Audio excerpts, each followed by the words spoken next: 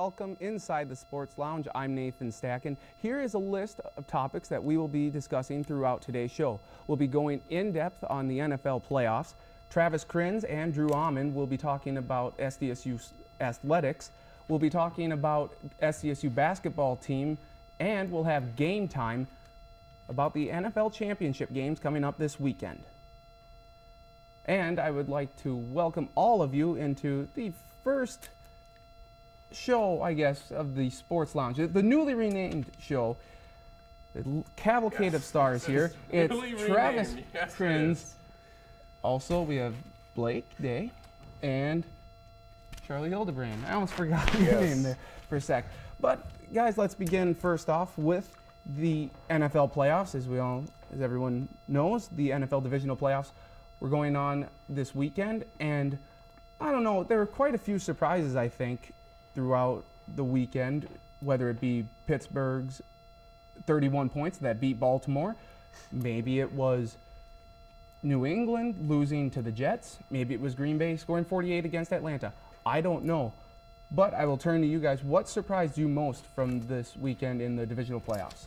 Well, considering the Jets lost to the Patriots by, 6 touchdowns the second time they met in New England, but they had beaten the Patriots before. So I'll say the biggest surprise for me was not that Green Bay won, but by how many points that Green Bay won. Because once they had that interception return at the end of the first half for a touchdown, that game was pretty much over with. So, I mean, they blew them out. And it was really the only divisional game where it was a blowout at the end. And you stole exactly what I was going to say right there. Yes. I'm going to go to the New England game. Not really that the Jets won, but the fact that Tom Brady really didn't look like Tom Brady. That offense which has been high-flying really all year, I mean, they just didn't look like themselves at all. The Jets' defense really took them out of it, and Rex Ryan and that defense really controlled that game. Yeah, I'm going to have to also go, like our buddy Travis said, with Green Bay beating Atlanta, and not just because they won. I mean, I think it's not that surprising. Green Bay is pretty good, but that they just won so handily. They went down, they scored, they got the interception at the end of the half to go up 14, and then drove right down the field to start the second half and scored. And I didn't see Atlanta getting taken behind the woodshed like that. Because you had Atlanta and Green Bay met earlier in the year, and Atlanta won by 3. Then you had Seattle and Chicago met earlier in the year, and Seattle won by 3. So in the playoffs, it was just a reversal of what happened in the regular season. I believe, though, with regards to that Seattle and Chicago game, Chicago had not found themselves yet in their offensive identity. They were always throwing it. They were 0 for 12 on third downs in their first meeting with Seattle, and now they've developed a steady running game. Cutler, in his first playoff game, threw 2 touchdowns and ran into more. Only Otto Graham has ever done that in a playoff. Bringing Otto Graham out already? Otto Graham out there. Kicking it old school. Yeah, so that, I don't know if that was a surprise. I think that was this really safe assumption for the week. What about, though, let's go to the first game, and that was Pittsburgh and Baltimore. Everyone was thinking, 3-point game, and it was a touchdown game, but 31 points for Pittsburgh? Did any of you see any team scoring more than 20? I did not. I was thinking it was going to be like a 14-10 style game. I mean, you couldn't have ever convinced me it would be that high scoring. I would have most certainly taken the under on the over-under pick and obviously lost the way it turned out. Not that I condone gambling. I do. I'll condone it.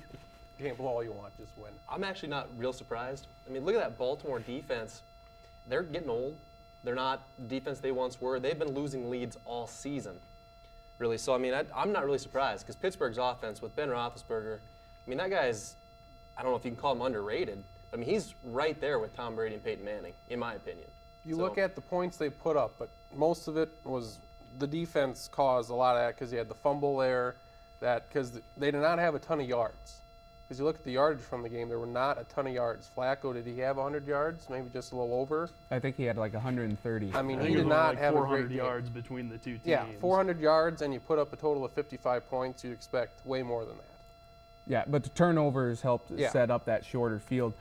To Green Bay and Atlanta now, you mentioned about how that was the surprise for a couple of you, and perhaps everyone, just how bad Green Bay beat Atlanta. Now, is Aaron Rodgers is he just in the zone right now? Can any team stop him at all? Well, I mean, you look at his numbers, 330-some yards passing, and he missed 5 passes out of 36?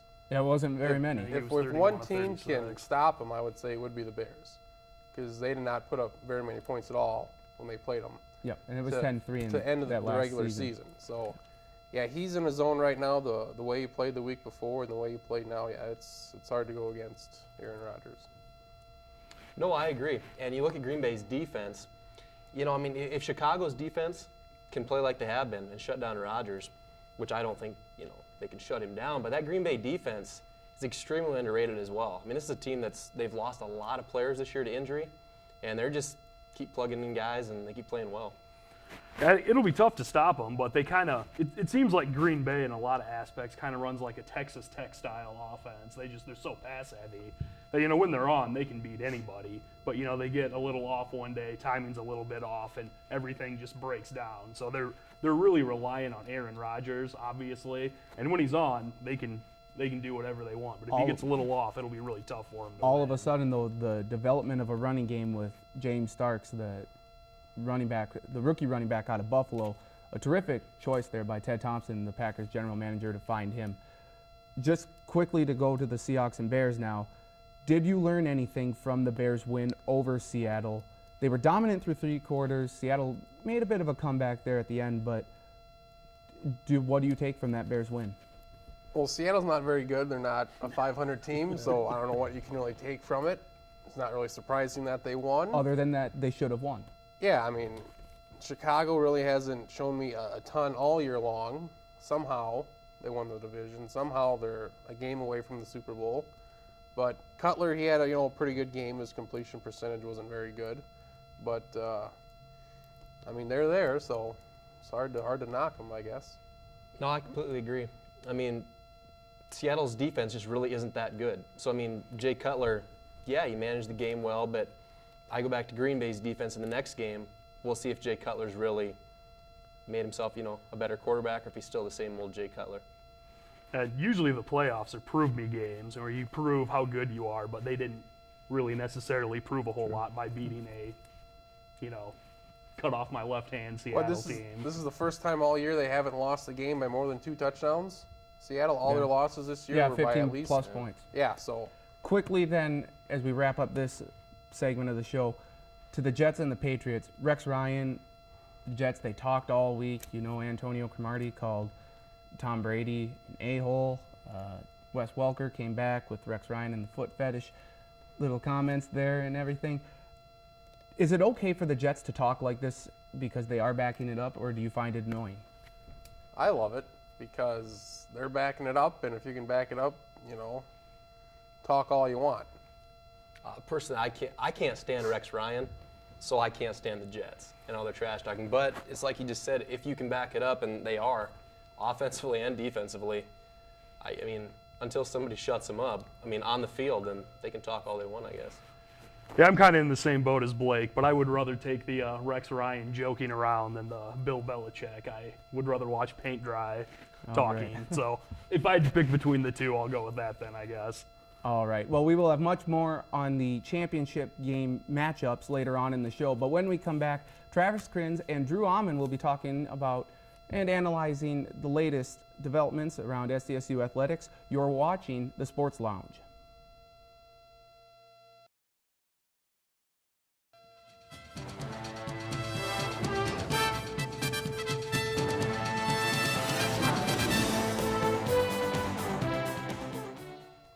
It's my pleasure now to bring to you the editor and the sports editor of the Collegian, Drew Ammann, here into the Sports Lounge. Did you find your way here okay? Or? I found my way all right. It's very relaxed in here. I appreciate it. Very good. Very good atmosphere. It's a lounge. Thanks for having me on. It's like lounge. It really is. You really That's what did we call it. embody Yes. the lounge very well. Now you know SDSU is kind of your area. You are Sure. the beat writer. Yeah. And so I guess we'll start with the men. They had a pretty impressive 30-point victory at Western Illinois last Thursday. And is it kind of surprising to you that this team is finally not only winning on the road, but dominating teams like this, considering the troubles they've had on the road the past couple of years? I don't think it's as surprising when you consider the youth of this team, and they've struggled at home, which is a bit surprising. They're 1-2, I think, home conference games so far this year. And I think part of that, besides the teams they've played, is the fact that there seems to be this added pressure, to perform, for the fans that are there. And I think when they're on the road, they're just kind of more loose. When you're on the road, you're always together, all 14 guys, everybody on the coaching staff, all the players, they're all, together the whole time. And I think that kind of shows on the court a little bit. But I think, I was surprised that, Thursday, they won, 81-50, I think was the final. And that was an impressive defensive performance. And you really kind of thought that they were kind of turning a corner as far as, giving up points. And then you get to Saturday against IUPUI, and where IUPUI shot 74%, I think, in the second half. I mean, does IUPUI shoot that well in warm-ups? I mean, at that point, there's a huge problem in that department as far as just field goal percentage. There's 345 teams in Division I men's basketball, and they are 345th in three-point percentage defense. So that's a big problem for them. But yeah, they've been a good road team so far, and I see that continuing. We'll touch on that IUPUI game later. They had trouble with Oral Roberts a couple weeks ago at home shooting the three as well. But Nate Walters, he does it again. Another 20-plus points, had career-high 10 rebounds, and was only 3 assists shy of a triple-double. Will he get a triple-double, you think, before the end of his career? Oh, I think he will. I think he'll get more than one for sure. He knows. He has this great sense to know what he has to do in a particular game. If you go back to the Centenary game where SDSU, I mean, he didn't need to score there. They didn't need to score. They outmatched them athletically and skill-wise, but again, he had put up numbers, almost had a triple-double in that game as well. If he wanted to put up 35, I think he could have. Again, yeah, he has that great sense to know the moment to where we need points right now, and I'm going to drive the lane, I'm going to score points, or I'm going to get fouled. So he has this great ability to know just when when they need to score. And I think he's also a pretty good defensive player. Now that is something that's kind of been understated because he's not on a very good team defensively, at least at this point. But I think he's one of the top 3 maybe in steals in the conference. He gets a good amount of steals. Yeah, and then you go back to that Oral Roberts game. Remember, I think it was Warren Niles. Is that the name? Yeah. Where he was on fire and late in the second half. As the shot clock was winding down, Niles shoots this 23-footer, and Walters is right in its face, and he just buries it. And that was just kind of the way that game went.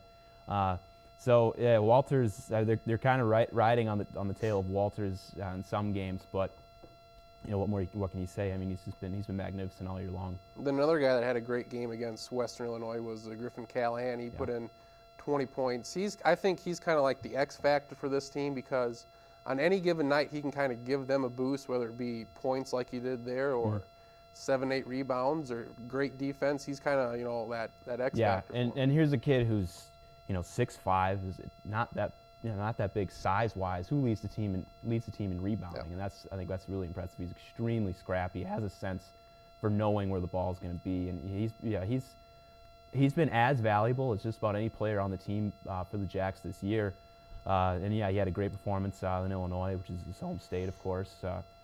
And again, he had a missed free throw, though, I believe. He did. Oh, so he's got 2 missed free throws on the year. 96% 96, 97. I mean, it's good, but it's not. It can be better. It could be better. Could be better.